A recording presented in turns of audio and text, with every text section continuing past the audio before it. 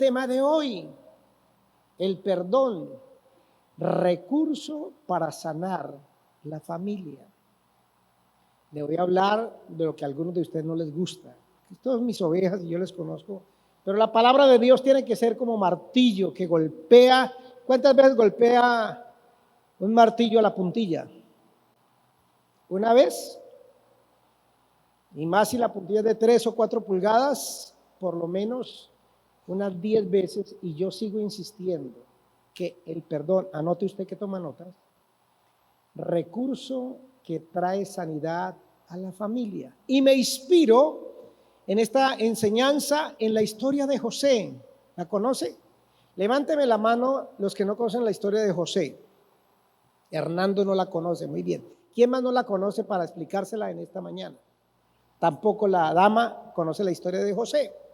Bueno, hay dos. Voy a tratar de resumírsela en 60 segundos. José es el hijo de Jacob y de Raquel. Es el menor de 12 varones y otras mujeres ahí que no, por lo menos 4 hermanas tenían. Y su papá lo prefirió sobre los demás. Y con eso rompió la unidad familiar, y tanto así que no solamente se conformó con romper la unidad familiar, sino que dice la palabra que, gracias, el hombre le hace una túnica, ¿se acuerda? José, el de la túnica especial, para marcar diferencia, para marcar que él era su hijo predilecto. Y por supuesto, estos hermanastros de este muchacho le toman una tirria, una rabia, una cosa insoportable.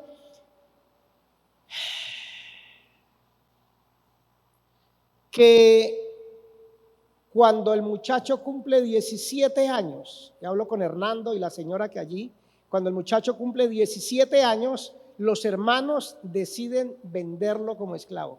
Claro, antes intentaron matarlo y lo tiraron en un hueco mientras se decidía su futuro, pero al fin lo vendieron como esclavo a otra nación y lo llevaron por allá, y él tuvo que trabajar como esclavo. Y luego Dios le dio gracia y lo colocaron como administrador de una finca, pero ahí termina con que la mujer lo quiere violar, la mujer del patrón, y es enviado a la cárcel. Allá en la cárcel pasa unos años, Dios lo prospera y al fin sale de su ignominia, de su vergüenza, y termina siendo el segundo en Egipto después de Faraón. Espéreme, hermano, que este computador está endemoniado. Me tocó reiniciarlo y no quiere que yo les enseñe lo que quiero enseñarles. Aquí está. Vamos, computador, pórtate bien, que los hermanos de Catedral de Vida se merecen un mensaje muy especial como el que Dios nos ha dado hoy. La historia de José, hermanos, ha inspirado películas, canciones, ha inspirado dramas, ha inspirado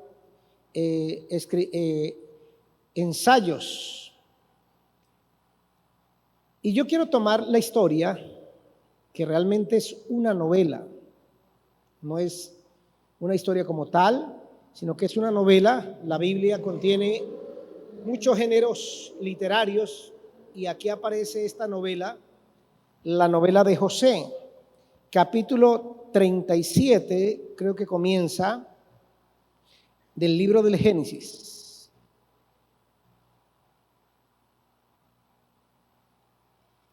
Y va hasta el capítulo 45, más o menos, y trataré de resumirlo. El género literario llamado novela casi siempre tiene un protagonista principal y una trama o nudo, y alrededor de esa trama y nudo y de ese protagonista o esos protagonistas principales se desarrolla una historia, y hay otros personajes, unos buenos, otros malos, unos regulares, y unas circunstancias especiales de tiempo, género y lugar, y José es esa novela.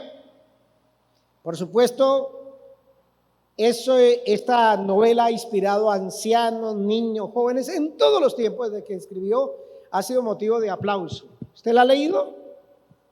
Espero que sí. Si no, lo invito y lo pongo de tarea esta semana, que se lea la novela de José en la Biblia. Comienza en el capítulo, ¿qué? ¿Le dije? 37. Sí, creo que ahí comienza la novela de José con los sueños que él tiene, ¿se acuerda?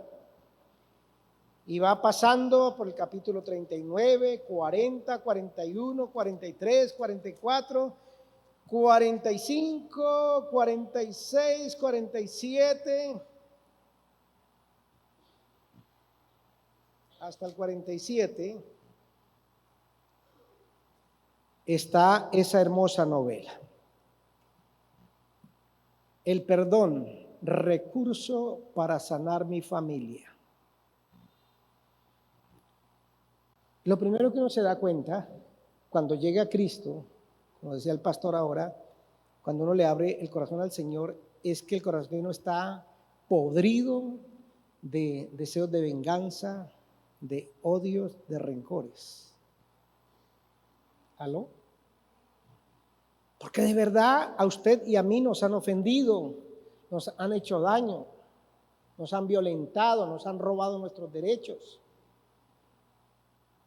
Por ejemplo, 15 millones de colombianos viven en una pobreza total y muchos de ellos en esa amargura contra quien sea, contra los ricos, contra el gobierno, contra el sistema, porque supuestamente no han sido capaces de ayudarlos, no le han dado oportunidades y el corazón se llena de amargura y resentimiento. Y los predicadores lanzamos el mensaje y encontramos que las personas quieren a Cristo, pero se topa uno con que ese corazón no quiere perdonar. Ya al sistema, ya al hombre que violó, a la mujer que abusó, al papá que traicionó, que engañó, al marido que nos cambió por otra mujer, a esa mujer que nos cachoneó. Y hay un sinnúmero de razones. José tiene razones para aborrecer a su familia, a sus hermanastros.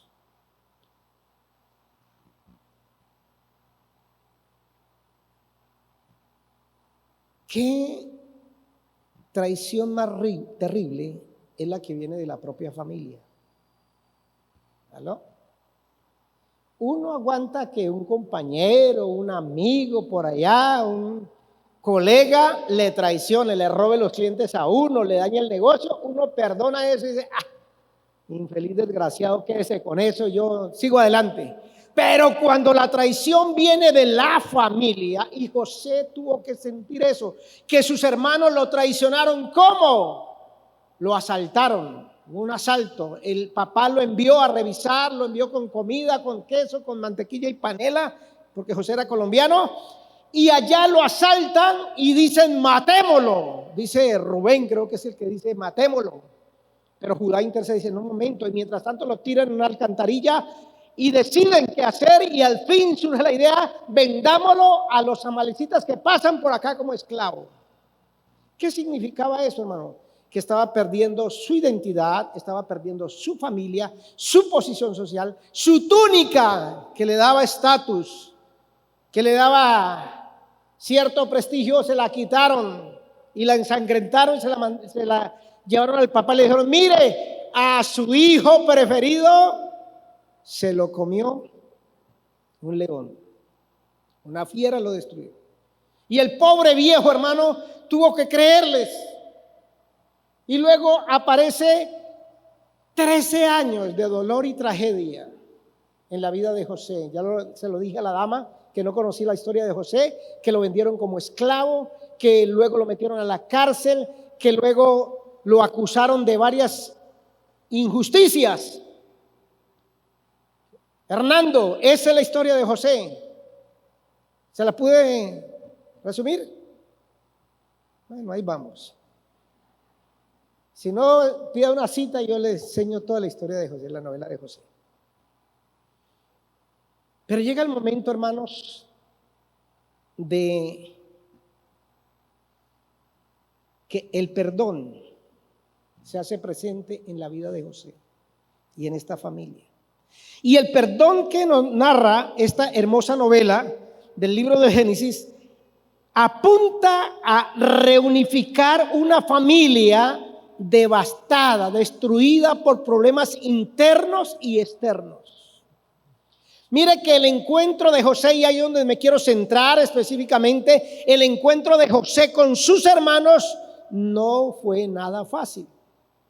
¿Sabe lo que hizo ese momento tan especial? A los 30 años de edad, han pasado 13. Ahora se destapa lo que en literatura se llama la caja de Pandora, una historia griega por allá, y se destapa esa caja, hermano, y trajo a la memoria patrones intergeneracionales disfuncionales. ¿Qué es eso? No sé, pero suena bonito. Y los conflictos que no se habían resuelto durante 13 años. ¿Cuáles conflictos, pastor? Celos, favoritismos, envidia, odio, venganza, intento de homicidio. Todo ese es el trasfondo de la vida de José y sus hermanos. Pero no solamente eso, ofreció a la familia, ahora que están enfrentando esta realidad, cuando se encuentran los hermanos en el palacio de Faraón, ofrece a esa familia la posibilidad de revisar, recordar.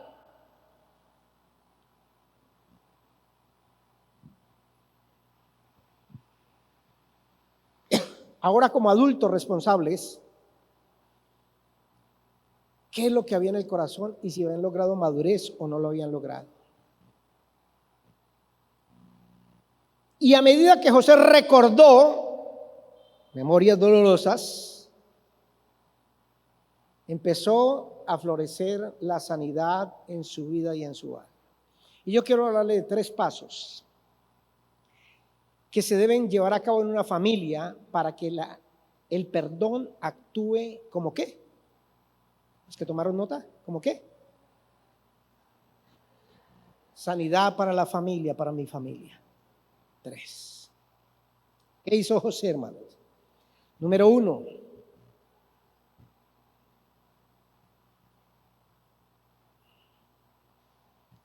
Si usted quiere traer sanidad a su familia, porque en su familia también hay conflictos, hay traiciones, hay celos, hay decepción por engaños, por homicidios, por robos, por aquí y por lo otro. La Biblia nos dice que José recordó el pasado y lo revivió. ¿Cómo así, pastor? Sí, uno no puede recibir perdón en la familia ni darlo hasta que uno se dé cuenta en dónde está su estado anímico, su alma, su corazón. Y José se dio cuenta que aunque habían pasado 13 años, el monstruo estaba vivito y coleando. Y es lo que nosotros no queremos hacer. Que mi tía me traicionó a mí, no, mi tía es la más querida. Yo como buen tolimense le digo, tía, yo la quiero mucho. Cuando me bajó 10 millones en ese negocio. Así somos los seres humanos. 13 años han pasado desde que José sufrió todo eso. ¿Y qué ha hecho él? ¿Qué ha hecho? Guardar. Y es lo que en psicología se llama víctima silenciosa. Note que en los 13 años José no dice nada, porque esas cosas se quedan con uno, dice José. Eso, ¿para qué yo voy a exponer a mi familia? ¿Para qué yo voy a revivir esto? ¿Para qué yo voy a traer el pasado? Pero si usted no lo hace, hermanos, las cosas no van a darse en una sanidad como el Señor quiere, como la demuestra aquí la palabra que lo hizo en la vida de esta familia. Y mire, es que él recuerda el pasado y comienza, cuando él se encuentra con sus hermanos y recuerda el pasado, comienza a actuar de manera diferente. Cuando usted ha tenido un problema con uno de la familia y hacen esas famosas reuniones familiares que todo colombiano la hace algún día en el año o 3 veces al año, 5 veces al año, y el tolimense más, Y llega ahí el exmarido, porque hasta lo invitan a él porque quedó con buena imagen. Y lo invitan a esa lechona, a ese pastel, a esa fiesta, a esa reunión. Y usted dice, ¿y ahora cómo actúo? ¿Cómo le hago para ver a ese desgraciado que me ha causado tanto daño? Le está llegando la palabra. Y mire que al rememorar, al recordar los sueños de su niñez, el pasado se convirtió en presente y los roles se invierten. Y ya lo vamos a ver por qué. Él, cuando se encuentra con sus hermanos, vuelve allá cuando le hicieron la maldad de niño. Digo de niño porque tenía 17 años.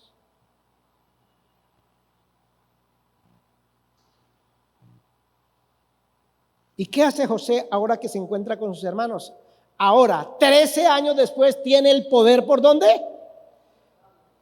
¿Cómo decimos los colombianos? El sartén por el mango. Ahora el que manda soy yo, y utiliza su poder para manipular el presente de sus hermanos, recordándoles su ¿qué? Su pasado. Y mire que José abusa de su poder, se vuelve un maestro del disfraz, trata a sus hermanos como a extraños. 3 veces los acusa de espías, es decir, de alta traición al Estado egipcio. Y dice que no entiende el lenguaje que ellos hablan. ¿Para sacar qué? Información, porque él no debe haber perdido el hebreo. Dice, yo no sé lo que ustedes están hablando, y ellos siguen hablando ahí. Y él saca información de esas conversaciones privadas. Aún más, José acosa a sus hermanos con preguntas y ordena a su asistente colocar pruebas falsas contra sus hermanos en las bolsas de trigo para justificar sus cargos. ¿Sí se da cuenta lo que hace usted cuando está herida? Cuando está herido. Le llega el momento, se le da la oportunidad y usted saca la mejor artillería de su corazón.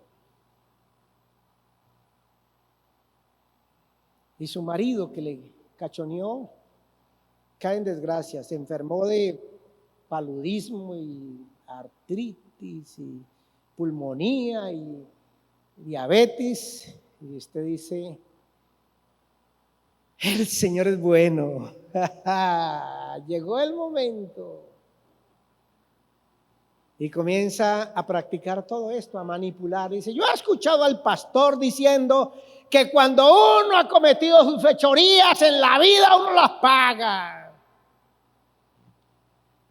Ay, el que lo entiende, lo entiende. Y el pobre marido, ay, mi hija, deme la agüita de hierbabuena que no me quiero morir hoy. Eso significa recordar el pasado, eso significa revivir lo que ha pasado.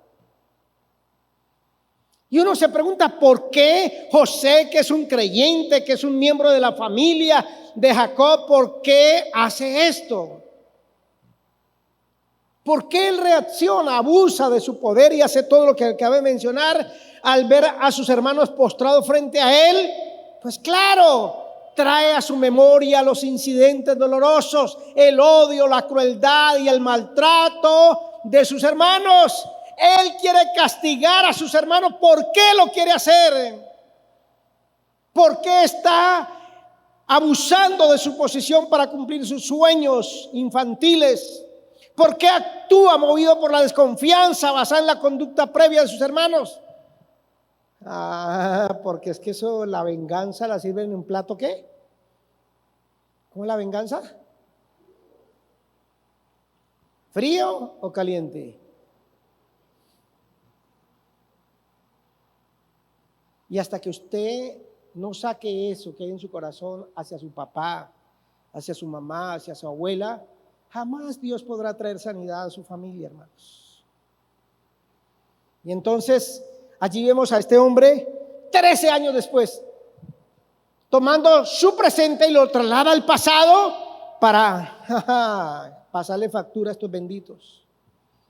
Pero él está tomando conciencia, se está dando cuenta cabal, a claridad total de lo que le había sucedido 13 años atrás. Y ahora el que ha sido víctima 13 años después se convierte en ¿qué? Victimario. Y tal vez usted no tenga el poder que José tenía, hermano. Pero repito el ejemplo que coloqué: su marido se enferma y usted dice: aquí es.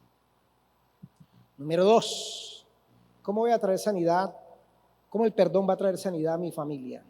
Cuando yo entiendo y acepto los sentimientos de ira, frustración, coraje, sentimientos tóxicos, deseos de venganza, toda esa lista, hermano, de sentimientos negativos, tóxicos.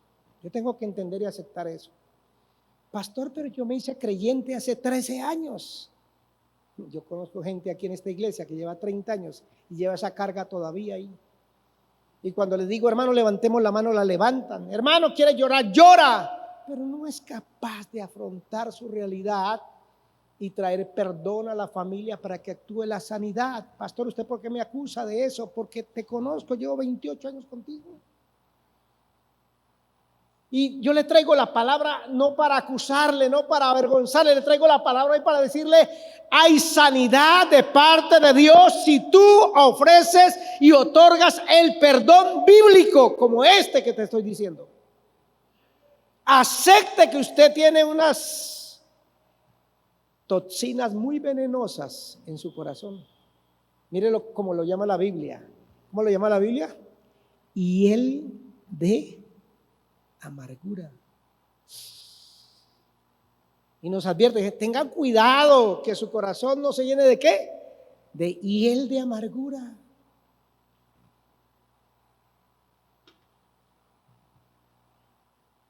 Y llegó el momento, en la segunda visita que le hacen los hermanos,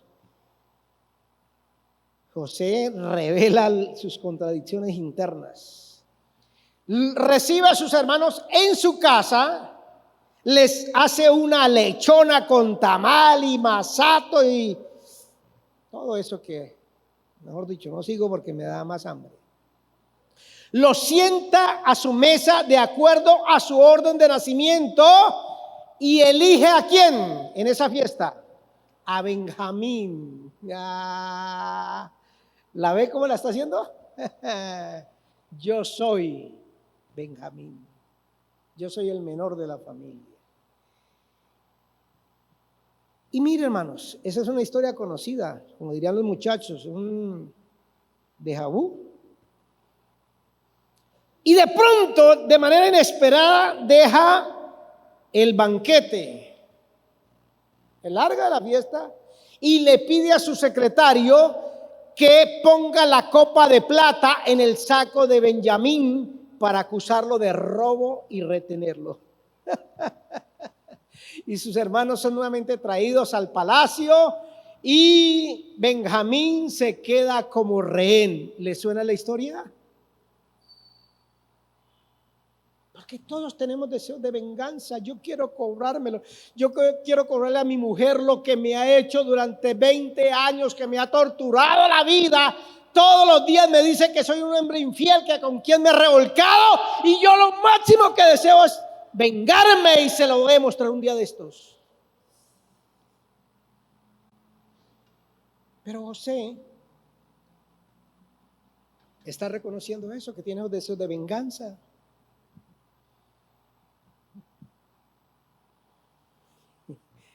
Y se le cumple su deseo por un momento. Y los tengo en mis manos. Y luego que los tiene ahí amedrantados, les hace una serie de preguntas acusatorias. Y los empieza a acusar. Y Judá, mire lo que dice Génesis 44:16, por favor. Judá, que habla el nombre del grupo, admite la culpa y acepta la sentencia de que todos se conviertan en esclavos de José. Mire lo que dice Génesis 44:16. Dios nos ha encontrado ¿Cómo dice su versión? ¿No la he encontrado todavía? Génesis 44:16. Dios nos ha encontrado ¿qué? Ha visto la maldad, ha observado la maldad. Dios no se ha quedado condenado y nos ha encontrado culpables. Es que en este momento, en esta circunstancia, en ese drama que está desarrollando, la adversidad ha hecho que los hermanos perciban la conexión entre su culpa del pasado y la situación que están viviendo en el presente. Y mire que José se muestra ahora benigno, el más bueno, y le dice: mire, yo solamente pido que se quede Benjamín y regresen ustedes allá donde está su papá, donde él está viviendo. Y entonces Judá, ahí en el mismo capítulo, hace un pedido humanitario a favor de su anciano padre, quien moriría de la pena al saber que llegaría a perder al segundo de sus hijos más queridos. Judá, el que sugirió que ¿qué? Que lo vendieran o que lo mataran. ¿Cómo fue la cosa? Que lo vendieran como esclavo. Es el que se ofrece para intercambiar su vida por la vida de Benjamín.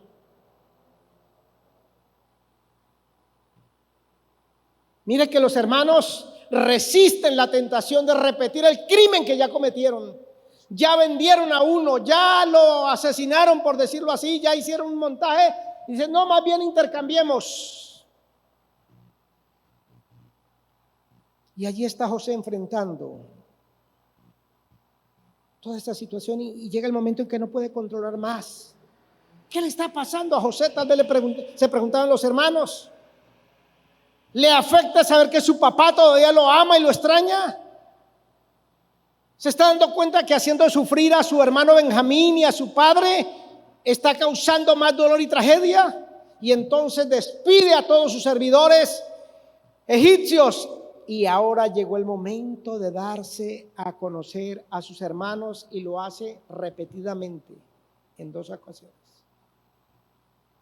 Y aparece: yo soy José, el que ustedes vendieron como esclavo, el que ustedes dieron por muerto, yo soy. Porque las emociones no se pueden contener. Y hermana querida, yo le digo: no siga reprimiendo eso.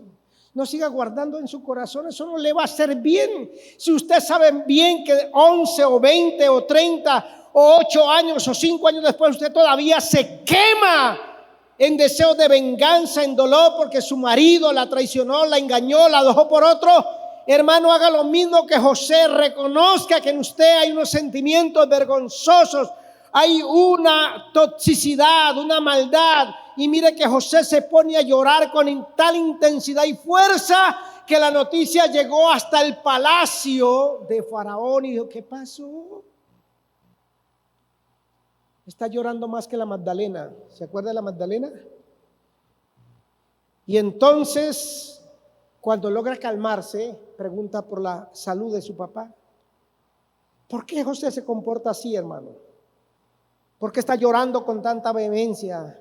José está pasando por la etapa de entender, aceptar y confrontar la ira y el enojo contra sus victimarios. Y hasta que usted no acepte eso, que usted guarda todavía, que yo guardo en mi corazón todavía deseos de venganza.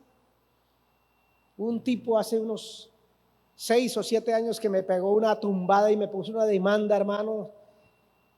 Ay, Dios mío, y yo por 3 años quería verlo en el río Conveima, con 3 piedras de 5 toneladas cada una de ellas de peso sobre el cuerpo de él.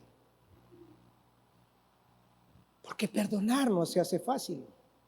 El que me venga a decir aquí que yo, pastor, perdono al que sea, y rápidamente yo le digo: hermanita, hermanito, cuénteme una de vaqueritos, un cuento chino. ¿Cuántos años lleva José con esa amargura, ese dolor en el corazón? Y usted me dice que lo ofendieron ayer, que descubrió ayer que su mujer lo está cachoneando hace 7 años, y que usted hoy se levantó y oró y dijo: Señor, la perdono. Mire, hermano, bájese de esa nube. Dios no es mago, Dios trabaja con procesos como lo que estamos viendo acá. Y finalmente, hermanos, En tercer lugar, ofrezca el perdón. Otorgue el perdón. ¿Sabe qué significa la palabra perdón? Desatar, dejar ir. Eso es impactante. Desatar. O sea que cuando uno perdona, ¿uno está qué? Está amarrado. ¿Y qué hace el perdón? ¿A quién deja ir? ¿A quién deja ir? ¿A quién desata? Por favor, no lo tome por otro lado. No es que yo lo suelto, ese que me robó esos 5 millones, yo lo suelto y lo desato. ¿Lo perdono? No, usted se está desatando porque usted es el afectado. El otro ni se ha dado cuenta que lo robó a usted. Escúcheme bien que estoy terminando porque ya me dijeron que tengo que bajar de aquí. José le pide a sus hermanos que se acerquen y él entra en la etapa del perdón. ¿Qué hace él? Él empieza a construir un puente, por decirlo así, entre él, que es la víctima, y sus hermanos, que son sus ¿qué? Victimarios. No niega la responsabilidad de sus hermanos, pero José se identifica como aquel a quien ellos vendieron como esclavo. Pero aquí viene lo interesante, todo ese drama, toda esa agonía, todo ese dolor, esa tragedia, esos deseos de venganza, esos deseos de matarlos. José le da una interpretación teológica, bíblica a todo ese drama. ¿Cuál es? El sufrimiento y tiene significado y propósito porque fue Dios quien lo envió a Egipto para preservar la vida de muchos. Se lo repito despacito porque no lo he entendido. Y hasta ahí va bien, pastor. Pero hasta que usted no entienda que todo ese dolor, esa miseria, ese veneno que le han arrojado, tantas cosas que le han hecho a ustedes de niña o de niño, todo eso Dios lo permitió, no lo aprobó, no era la voluntad de Dios, pero Dios lo permitió en su vida con un propósito específico de bendecir a otros. Y eso lo libera a él. José se siente liberado. ¿De qué? De la ira, del rencor, de todos esos sentimientos. Y le da libertad a sus hermanos también. Los libera de la culpa y la vergüenza. José continúa rompiendo la resistencia mutua y ahora abraza a Benjamín, el hermano menor, y reposa su cabeza en el cuello y ambos lloran. Y entonces José besa a sus hermanos y llora al abrazarlos. José deja que sus sentimientos fluyan libremente. ¿Sabe cómo se da cuenta usted que una persona no puede perdonar? Intente abrazarla. Venga, Frankie, para acá. Discúlpeme, Frankie, que lo va a colocar de trompo de poner, pero usted es mi amigo y lo entiende. Yo lo voy a abrazar, pero usted se me va a parar como una estatua. José, Frankie, tú eres mi hermano, te perdono.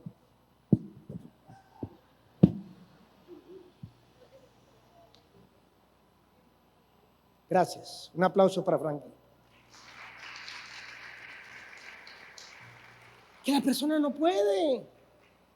Está lo que siente por dentro, ese gigante de odio, de venganza, de deseo de muerte, de todo eso que sentimos los que somos ofendidos, se yergue como un gigante de acero. Pero José está haciendo todo lo contrario. Y mire que no necesita expresar, decir, hermano, los perdono porque usted. No, sencillamente un abrazo y un llanto es suficiente para darse cuenta que en él ha funcionado el perdón. Y mire, termino con esto, hermanos.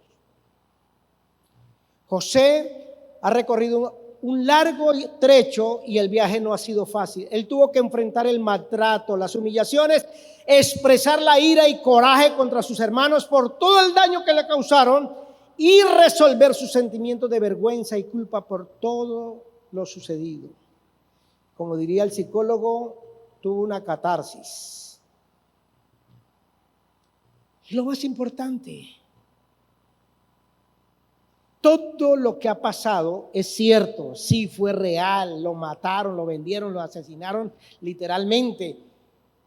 No debió haberle ocurrido.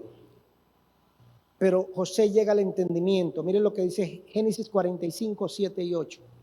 Encontramos sus palabras textuales a sus hermanos. Yo soy su hermano, Génesis 45, 7. Yo soy su hermano José, al que ustedes vendieron a Egipto. Pero por favor no se aflijan ni se enojen con ustedes mismos por haberme vendido, pues Dios mismo me mandó antes que a ustedes para salvar vidas. Versículo 8, así que fue Dios quien me mandó a este lugar y no ustedes.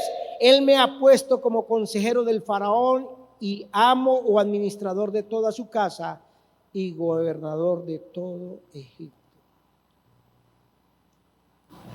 ¿Sabe cómo se llama eso? Dios me da la fuerza para entender lo que me hicieron y para perdonar a mi tía, a mi primo, a mi hermano, a mi abuelo, a quien sea de mi familia que abusó de mí, que me traicionó, que me engañó, a ese papá que te abandonó cuando eras una bebé, cuando eras un niño de 5 años, cuando jamás debió ocurrido eso. Tú necesitas pedirle perdón. Pero pastor, ya él se murió. Yo le digo, ¿cómo pedirle perdón a un muerto? Pero por favor no siga guardando en su corazón. Haga el proceso de José y deje que el perdón se convierta en ¿qué? Sanidad para tu familia. Ese es un recurso que Dios nos da a los cristianos.